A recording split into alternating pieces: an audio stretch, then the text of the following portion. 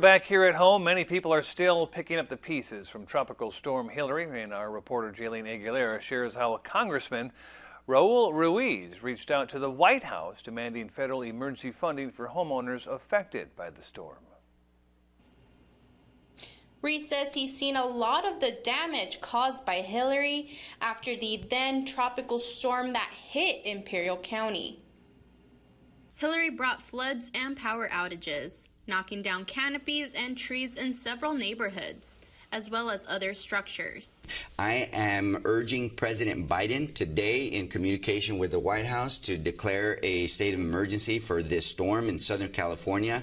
Once he does that, that will open up funds for the Federal Emergency Management Agency, FEMA, to help individuals who do not have home insurance for these type of disasters.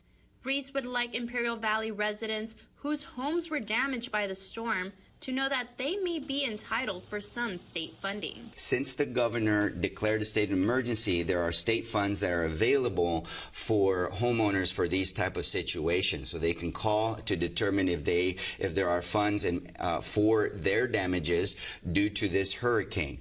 To find out if you qualify, go to our website at kyma.com. Reporting from Imperial County, I'm Jaylene Aguilera.